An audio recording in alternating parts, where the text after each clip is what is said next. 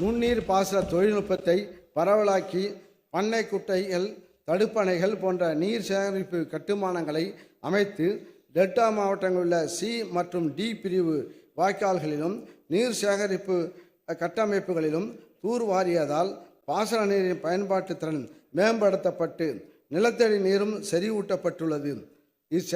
செயல்பாடுகளால் 2020-21 ஆண்டில் 89,09,000 ஏக்கராக இருந்த பாசனம் பெற்ற சாகுபடி பரப்பு 2023-24 ஆண்டில் 94,68,000 ஏக்கராக உயர்ந்துள்ளது. உழவர்களின் நலங்கருதி ஒன்றிய அரசால் நெல்லுக்கு நிர்ணயிக்கப்பட்ட குறைந்தபட்ச ஆதரவு விலைக்கு மேல் சன்ன ரகத்துக்கும் குவிண்டால் ஒன்றிற்கு 130 ரூபாயும், சாதாரண ரகத்திற்கு குவிண்டால் ஒன்றிற்கு 105 ரூபாயும் ஊக்கத்தொகையாக வழங்கப்பட்டு வருகிறது. 4 ஆண்டுகளில் இதுவரை 147 லட்சம் மெட்ரிக் டன் நெல் கொள்முதல் செய்யப்பட்டு ரூபாய் 1,452 கோடி ஊக்கத்தொகையாக வழங்கப்பட்டுள்ளது. கரும்பு விவசாயிகளுக்கு ஒரு மெட்ரிக் டன்னிற்கு ரூபாய் 215 ஊக்கத்தொகையாக வழங்கப்பட்டு இதுவரை 425 லட்சம் மெட்ரிக் டன் கரும்புக்கு ரூபாய் 848 கோடி ஊக்கத்தொகையாக உழவர்களுக்கு வழங்கப்பட்டுள்ளது. அண்மை காலங்களில் ஏற்பட்டு வரும் தீவிர காலநிலை மாற்றங்கள் காரணமாக பல்வேறு இயற்கை பேரிடர்கள் ஏற்பட்டு பயிர் சேதங்களின் மூலம் உற்பத்தியில் தாக்கத்தையும் உழவர்களின் வாழ்வாதாரத்தில் பாதிப்பையும் ஏற்படுத்தி வருகின்றன. இவ்வாறான இயற்கை பேரிடர்களால் ஏற்படும் பாதிப்புகளிலிருந்து உழவர்களை மீட்டு அவர்களின் வருவாய் இழப்பினை சரி செய்து வாழ்வாதாரத்தை மீட்டெடுக்கும் முயற்சியாக இயற்கை பேரிடர்களால் வேளாண்மை தோட்டக்கலை பயிர்களில் ஏற்பட்ட சேதங்களுக்கு நிவாரணமாக ரூபாய் 1,631 கோடியே 53 லட்சம் நிதி 20,84,000 உழவர்களுக்கு கடந்த 4 ஆண்டுகளில் வழங்கப்பட்டுள்ளது.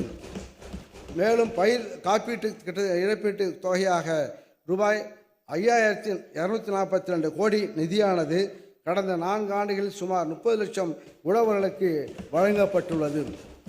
முத்தமிழறிஞர் கலைஞர் அவர்களின் நூற்றாண்டினை போற்றிடும் வகையில் சென்னை அண்ணா மேம்பாலம் அருகே டாக்டர் ராதாகிருஷ்ணன் சாலையில் பல்வேறு சிறப்பம்சங்களுடன் உலகத்தரம் வாய்ந்த கலைஞர் நூற்றாண்டு பூங்கா அமைக்கப்பட்டு சென்னையில் அனைவரும் சென்று கழிக்கக்கூடிய மகிழ்ச்சியூட்டும் பூங்காவாக பயணித்து வருகிறது. இவ்வாறு வேளாண்மை துறையில் அடையப்பட்ட சாதனைகளை 13/3/2025 அன்று வெளியிடப்பட்ட தமிழ்நாடு பொருளாதார ஆய்வறிக்கை 2024-25 உறுதிப்படுத்துகிறது. இந்த ஆய்வறிக்கையின்படி பெரும்பாலும் பருவமழையை நம்பியே தமிழ்நாட்டில் வேளாண்மை நடைபெற்றதாலும் வேளாண்மை துறை தமிழ்நாட்டின் மொத்த மாநில மதிப்பு கூட்டலில் ரூபாய் 1.5 லட்சம் கோடி பங்களிப்புடன் 5வது பெரிய துறையாக திகழ்கிறது என தெரிவிக்கப்பட்டுள்ளது. சோதனைகளை சாதனைகளாக்க நமது உழவர்களின் திறன் இதன் மூலம் வெளிப்படுவதுடன் வேளாண்மை துறைக்கு அரசால் அளிக்கப்படும் முக்கியத்துவமும் தெரிகிறது.